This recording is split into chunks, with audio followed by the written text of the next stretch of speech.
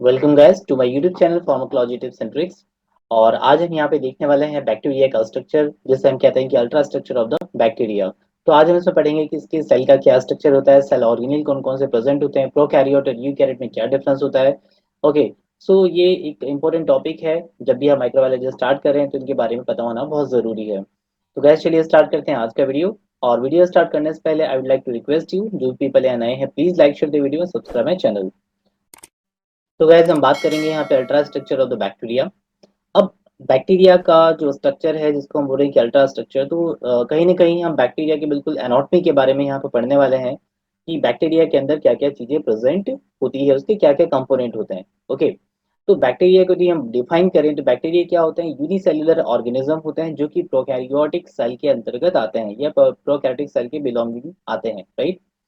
Prokaryote इनको क्यों कहा जाता है, पहले तो हमें ये भी पता होना चाहिए। बिकॉज आपने सुना होगा कि प्रोकैरियोट भी होता है और यूकैरियोटिक सेल भी होती है। तो इसे आप समझ सकते हैं कि जो प्रो का मीनिंग होता है, तो प्रो का मीनिंग होता है क्या? प्रिमिटिव टाइप का, है ना। प्रिमिटिव मतलब पुराने टाइप का, और यू का मतलब होता है ट्रू। तो जिसमें प्रोकैरियोट मतलब प्रिमिटिव टाइप का कैरी ऑन होता है, मींस न्यूक्लियस होता है, उसको हम कहते हैं प्रोकैरियोट। तो हमारे यहाँ जो बैक्टीरिया है या जो वायरस है, इसमें जितनी भी कैटेगरीज आती हैं, ये सभी प्रोकैरियोटिक में असली आती है, क्योंकि इनका जो न्यूक्लियस होता है ना, वो डिस्टर्ब टाइप का होता है ना। इसके अंदर जो न्यूक्लियर मेम्ब्रेन होनी चाहिए होती है, वो नहीं होती, जो कि यूकैरियोट में होती है। ठीक है, इसलिए इसमें बैक्टीरिया के अंदर जो सेल ऑर्गेनल्स होते हैं, ये भी कुछ बाउंड होते हैं, कुछ नहीं होते। इसलिए बात करेंगे इनकी अब साइज के ऊपर, तो इसका साइज होता है 1 माइक्रोमीटर से 5 माइक्रोमीटर के आसपास। ठीक है, चलिए हम बात कर लेते हैं अब component of the bacterial structure या बैक्टीरियल सेल स्ट्रक्चर। अब यहाँ पर डिवाइड करने से पहले आप इस डायग्राम को अच्छे से देख लीजिए। डायग्राम में आप देख पा रहे हो कि एक यूनिसेल्युलर माइक्रो ऑर्गेनिज्म यहाँ पर प्रेजेंट है, ठीक है, जिसमें बाहर की तरफ यहाँ पे क्या है? सेल वॉल प्रेजेंट है। ठीक है, इसको हम कहेंगे सेल वॉल प्रेजेंट है। तो this one is the cell wall. और बाहर की तरफ यहाँ पे कुछ कहना चाहिए कि हेयर लाइक स्ट्रक्चर्स निकले हुए हैं। ठीक है, ये जो हेयर लाइक स्ट्रक्चर आपको यहाँ दिखाई दे रहे हैं, इनका भी कुछ ना कुछ काम यहाँ पे जरूर होगा, दैट्स व्हाई ये यहाँ पे प्रेजेंट है। तो बाहर से हम अंदर की तरफ चलते हैं। सबसे बाहर की तरफ यहाँ पे ये हेयर लाइक स्ट्रक्चर दिख रहे हैं, जिसको हम पीली या फुमरी कहते हैं। जो छोटी होती है पीली कहलाती है, बड़ी वाली फुमरी कहलाती है। इसके अलावा एक प्रोजेक्शन और भी है बाहर की तरफ, जो कि यहाँ पे सेल मेम्ब्रेन से निकला हुआ है, इसको हम कहते हैं फ्लैजिला। और ये हेल्पफुल किसमें होता है? सेल के मूवमेंट में। मतलब बैक्टीरिया जो होता है वो एक जगह से दूसरी जगह यदि जाता है मीडियम के अंदर, तो वो फ्लैजिला के थ्रू ही जाएगा। ठीक है, नाउ अंदर की तरफ देखेंगे तो यहाँ पर सेकेंड लेयर ये जो है, ये इसकी क्या है? प्लाज्मा मेम्ब्रेन है। ठीक है, इसके ऊपर यहाँ पर ये सेल वॉल प्रेजेंट है। तो सेल वॉल कहीं ना कहीं यहाँ पे जो अंदर वाले ऑर्गेनल हैं उसको ये बचाती है। ठीक है, अब अंदर यहाँ बहुत सारा क्या है? साइटोप्लाज्म प्रेजेंट है, और इस साइटोप्लाज्म के अंदर जेनेटिक मटेरियल है। ठीक है, ये जो जेनेटिक मटेरियल होता है ये कहलाता है क्या है? न्यूक्लियाइड, जिसे कि हम सेल का डीएनए कहते हैं, राइट। इसके अलावा यहाँ कुछ प्लाज्मिड होता है। और ये जो प्लाज्मा मेम्ब्रेन है, इसी का एक एनविजिनेशन ऊपर की तरफ निकला होता है, मतलब अंदर की तरफ निकला होता है। ठीक है, ये अलग से कोई स्ट्रक्चर नहीं है, बट यहाँ जो सेल है, जो सेल मेम्ब्रेन है, ये अंदर की तरफ यहाँ पे थोड़ी सी ट्विस्ट हो गई है, इसे हम कहते हैं मीजोजोम। ओके, अब किसका क्या फंक्शन है ये हम आगे देखने वाले हैं।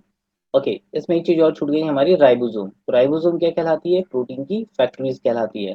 तो गाइस आपने देख लिया बाहर से अंदर की तरफ इसमें क्या क्या स्ट्रक्चर प्रेजेंट होते हैं। ओके, चलिए अब हम बात कर लेते हैं यहाँ पर इसके थेरेटिकल पार्ट की।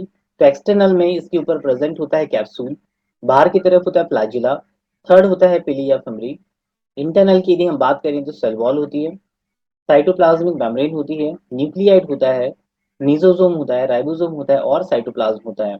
तो जब भी आप इसको यहाँ पे नोट डाउन करिए तो इसको बहुत इजी वे में, मतलब कॉम्प्लेक्स मत करिए, इसको बाहर से अंदर की तरफ देख लीजिए कि बाहर कौन सा स्ट्रक्चर है और अंदर कौन सा स्ट्रक्चर प्रेजेंट है, तो आप बहुत अच्छे से इसको मेमोराइज कर पाओगे। ठीक है, तो हम बात करते हैं पहले एक्सटर्नल कंपोनेंट की। एक्सटर्नल कंपोनेंट में सबसे पहला था हमारा कैप्सूल। अब ये जो कैप्सूल होता है ये सेल वॉल के भी ऊपर होता है, मतलब एक्सटर्नल लेयर में प्रेजेंट होता है। ठीक है, अब सपोज करिए कि यदि कैप्सूल ऊपर की तरफ है, तो ये बाहर से कई सारे जो फैक्टर है उससे अंदर की जो लेयर्स होती हैं उसकी यहाँ पे क्या करेगा? ये सेफ रखेगा बाकी को। ठीक है, तो ये कितना होता है? 0.2 माइक्रोमीटर ठीक होता है ये। ओके, और थोड़ा सा विस्कस नेचर का प्रेजेंट होता है, जो सेल वॉल के ऊपर प्रेजेंट है। बना किस चीज का है? 98% इसमें वाटर होता है, 2% पॉलीसेकेराइड या ग्लाइकोप्रोटीन यहाँ पर प्रेजेंट होता है। ठीक है, इसको भी हम दो पार्ट में डिवाइड कर देते हैं। एक होता है मैक्रो कैप्सूल, दूसरा होता है माइक्रो कैप्सूल। तो मैक्रो और माइक्रो ये साइज पे डिपेंड करता है। ओके, जैसे कि मैक्रो कैप्सूल है तो उसका थिकनेस कितना होगा, 0.2 माइक्रोमीटर, ये ऐसे ज़्यादा हो सकता है। और ज़्यादा है तो डेफिनेटली हमको यहाँ पे क्या होगा, जो विजिबल लाइट है उसके अंदर में हमको ये दिखेगा। माइक्रो कैप्सूल क्या होगा, इसका साइज 0.2 माइक्रोमीटर से कम होगा इसका थिकनेस, और इसको देखने के लिए हमें इलेक्ट्रॉन माइक्रोस्कोप की जरूरत पड़ेगी। दोनों में डिफरेंस ये है कि इलेक्ट्रॉन माइक्रोस्कोप जो होता है यहाँ पे सैंपल डेड हो जाता है, because high beam of electron यहाँ पे प्रेजेंट है। ठीक है, बात करेंगे इसके फंक्शन की। फंक्शन में जो कैप्सूल होता है ये अटैचमेंट में भी हेल्प करता है, क्योंकि ये विस्कस होता है थोड़ा सा। ठीक है, सेल को ड्राई होने से बचाता है, और तीसरा डब्ल्यूबीसी से फेगोसाइटोसिस जो प्रोसेस होती है उसको ये रेजिस्ट करता है। ठीक है, तो ये इसकी फंक्शन हो गए। अब हम सेकंड बात करेंगे इसके फ्लैजिला की। ठीक है, अब फ्लैजिला जैसे कि विप लाइक स्ट्रक्चर होता है, एक डोरी लाइक स्ट्रक्चर होता है ये, बट इसका इंटरनल यदि हम देखें तो उसमें कई सारे स्ट्रक्चर और हमको दिखाई देते हैं। ठीक है, तो यहाँ पर क्या होता है, ये 15 to 20 nanometre hair like helical structure present होता है। ठीक है, तो इसको यदि हम डिवाइड करें कि फ्लैजिला जो होता है ये बना किसका होता है, ये फ्लैजिलिन प्रोटीन का बना होता है, जिसको हम एच एंटीजन भी कहते हैं। और इस फ्लैजिला के तीन पार्ट होते हैं, राइट। बात करेंगे हम कहाँ से, बेस से, क्योंकि कोई चीज हमारी कहाँ से शुरू होती है, बेस से शुरू होती है, तो ये बेस से शुरू हो रही है। उसके बाद में आया हुक। हुक कहाँ पे होता है, किसी सरफेस पर होता है और वहां से दूसरी चीजें वहाँ अटैच होने वाली होती है, इसलिए उसको कहते हैं हुक। तो ये बिल्कुल कहाँ पर होगा, ये सेल वॉल पर होगा। और उसके बाद में यहाँ पर फ्लैजिला स्टार्ट हो जाएगा या फिलामेंट स्टार्ट हो जाएगा। ठीक है, तो स्ट्रक्चर वाइज ये देखें तो अंदर की साइड जो प्लाज्मा मेम्ब्रेन है या जो सेल मेम्ब्रेन है, यहाँ पर कुछ रिंग प्रेजेंट होती है। तो अंदर की तरफ एम रिंग होती है, एस रिंग होती है, उसके बाद में पी रिंग होती है, और सबसे लास्ट में एल रिंग होती है। तो नीचे से ऊपर की तरफ जाए या अंदर से बाहर की तरफ यदि हम जाते हैं तो हमको एम एस पी और एल रिंग देखने के लिए मिलती है। ठीक है, इससे ज्यादा हमको डिटेल्स में यहाँ पे नहीं जाना है। फंक्शन क्या होगा, बैक्टीरिया की मोटेलिटी में ये हेल्प करेगा, राइट। फिर हम बात करेंगे पिली या फिमरी की। तो जैसे मैंने आपको बताया कि कुछ थ्रेड लाइक स्ट्रक्चर्स होते हैं, जिसमें से जो पिली होती है वो क्या करती है, ये सेक्सुअल रिप्रोडक्शन में हेल्प करती है। ठीक है, ये पिलिंग प्रोटीन की बनी होती है और जो जेनेटिक मटेरियल होता है उसको एक्सचेंज करने में हेल्प करती है, जबकि जो फिमरी होती है वो स्टिक होने में मदद करती है किसी भी बैक्टीरिया को किसी सरफेस के ऊपर। ठीक है, यहाँ पर कुछ एग्जांपल्स दिए हुए हैं जिसमें कि पीली प्रेजेंट होती है, जैसे सिजेला, प्रोटियस, निसेरिया, गोनोरिया या एस्चेरिचिया कोलाई। फंक्शन की यदि हम बात करें तो डेफिनेटली अटैचमेंट में हेल्प कर रहा है यहाँ पर। ठीक है, एंटीजेनिक प्रॉपर्टी होती है पिली के अंदर या फंदी के अंदर। स्पेशलाइज्ड फंक्शन होता है, जैसे यहाँ बताया आपको सेक्स पैलेस, राइट। और जो है पिली होता है ना, जिसको हम कहते हैं sex pilus, also act as a receptor for the bacteriophage. ठीक है, मीन्स जो सेक्स पाइलस होता है ये एक तरह से एक रिसेप्टर की तरह भी काम करता है। अब रिसेप्टर किसके लिए है यहाँ पर, ये बैक्टीरियोफेग के लिए है, राइट। अब क्वेश्चन आता है कि बैक्टीरियोफेग क्या है। बैक्टीरिया तो आपको पता है, और PHAG, फेग, फेग मीन्स होता है खाना।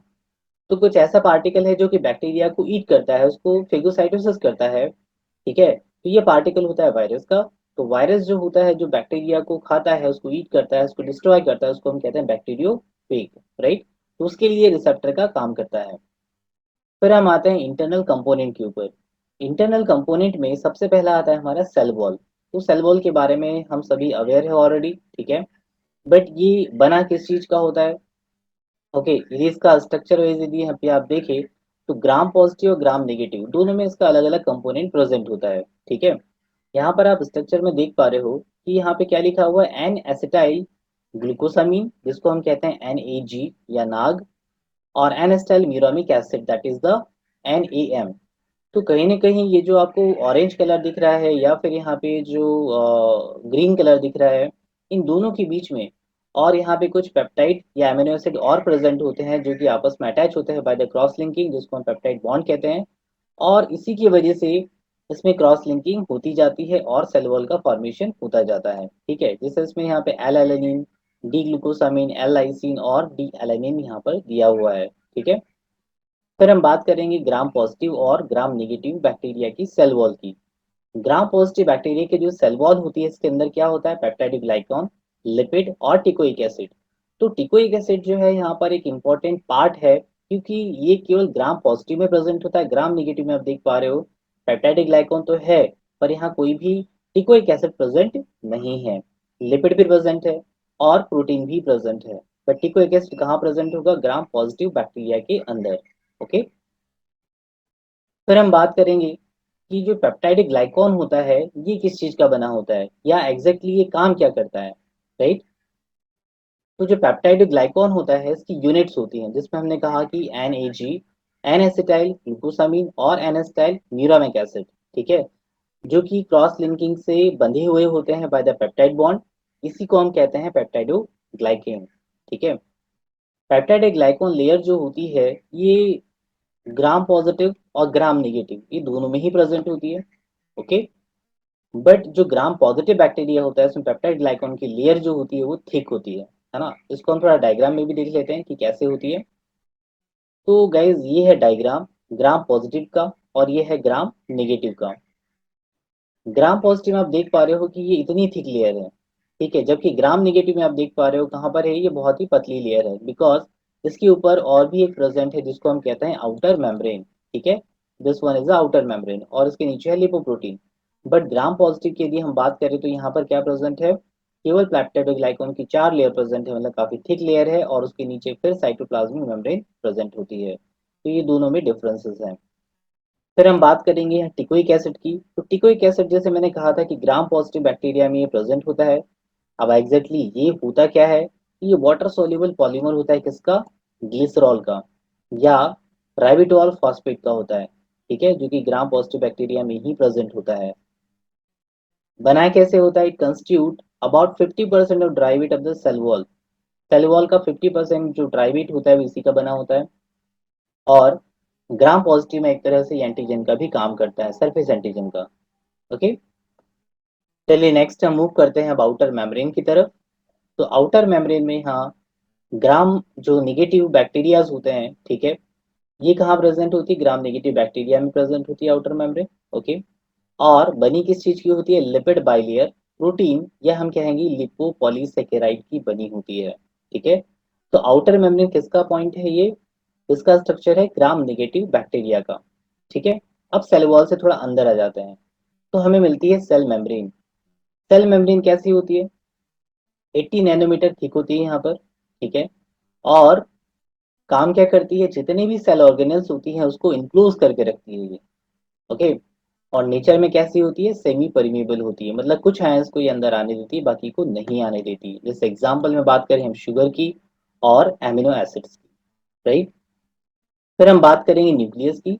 न्यूक्लियस हमें सभी को पता है कि न्यूक्लियस काफी ज्यादा इंपॉर्टेंट होता है, बिकॉज यही एक जेनेटिक मटेरियल इसके अंदर प्रेजेंट होता है जो कि किसी भी कैरेक्टर को एक जनरेशन दूसरी जनरेशन में ले जाता है। तो बैक्टीरियल सेल की यदि बात करें तो यहाँ प्रेजेंट होता है क्या, न्यूक्लियाइड, जो कि सभी तरह की हेरिडिटी फंक्शन को परफॉर्म करता है। Okay. Bacterial DNA is naked और इसमें हिस्टोन प्रोटीन नहीं होता, जबकि जो यूकैरियोटिक डीएनए होता है इसके अंदर हिस्टोन प्रोटीन प्रेजेंट होता है, ठीक है। फंक्शन आपको पता है ऑलरेडी कि ये जो हेरिडिटी कैरेक्टर होता है उसको ये कैरी ऑन करके ले, मतलब एक जनरेशन दूसरी जनरेशन में ले जाने का काम करता है। नेक्स्ट हम बात करेंगे राइबोसोम की। अब जो राइबोसोम होता है प्रोकैरियोट में और यूकैरियोट में दोनों में डिफरेंस होता है। प्रोकैरियोट में होता है 70S टाइप का राइबोसोम और यूकैरियोट में होता है 80S टाइप का राइबोसोम प्रेजेंट होता है, ठीक है। होगा कहाँ पर है, इसकी लोकेशन की यदि हम बात करें तो डेफिनेटली साइटोप्लाज्म में होगा और फ्रीली फ्लोटिंग होगा। फ्रीली मतलब साइटोप्लाज्म में घूम रहा होगा ये, ठीक है, कहीं एक जगह बाइंड नहीं होगा। पर यदि यूकैरियोट की बात करें तो यूकैरियोट में कहाँ प्रेजेंट होता है, एंडोप्लाज्मिक रेटिकुलम पे भी बाइंड हो सकता है, जिसको हम बोलते हैं रफ एंडोप्लाज्मिक रेटिकुलम, बट यहाँ पे कुछ ऐसा है नहीं, ठीक है। तो राइबोसोम हो गया, राइबोसोम क्या करता है, प्रोटीन का फॉर्मेशन करता है because of the factory of the protein synthesis. फिर हम बात करेंगे मीजोसोम। तो मीजोसोम एक सेक लाइक स्ट्रक्चर होता है जो किसके लिए बना होता है, ये फूल का बना होता है, कौन सी, जो सेल मेम्ब्रेन आपको कहा था मैंने, तो सेल मेम्ब्रेन के फोल्ड के थ्रू ये बना होता है जिसको हम कहते हैं म्यूजोम। और बैक्टीरिया में रेस्पिरेशन के लिए एक साइट होती है, ठीक है। फिर हम लास्ट बात करेंगे साइटोप्लाज्म की। तो साइटोप्लाज्म इसका कलरलेस होता है, विस्कस फ्लूइड होता है जो सेल मेम्ब्रेन के अंदर प्रेजेंट होता है और सभी सेल ऑर्गेनेल इसके अंदर फ्लोटिंग कंडीशन में प्रेजेंट होते हैं। इसके अलावा इसमें कुछ प्रोटीन होते हैं, लिपिड होते हैं, मिनरल्स होते हैं, न्यूक्लिक एसिड है या ग्लाइकॉन और वाटर मॉलिक्यूल प्रेजेंट होते हैं। ओके, फंक्शन की बात करते हैं। It help to contribute the water oxygen as other substance throughout the cell. मतलब पूरी सेल में वाटर ऑक्सीजन को ले जाने का काम कौन कर रहा है? साइटोप्लाज्म कर रहा है। ठीक है, literally all the cellular content including nucleus and other cell organelles are floating in the cytoplasm। Again वही हम बात कर रहे हैं कि जितने भी सेल ऑर्गेनल्स होते हैं ये कहाँ प्रेजेंट होते हैं? साइटोप्लाज्म में हो, फ्रीली फ्लोटिंग होते हैं। तो gas thank you very much for watching this video, और इसी सीरीज में यदि आपको कुछ और भी वीडियोस या कुछ इन्फॉर्मेशन चाहिए तो definitely I will make the video on that. So please मुझे कमेंट करके जरूर बताइएगा आपको ये कैसा लगा और आगे इसमें क्या अमेंडमेंट आप चाहते हैं। तो गैस मिलते हैं नेक्स्ट वीडियो में।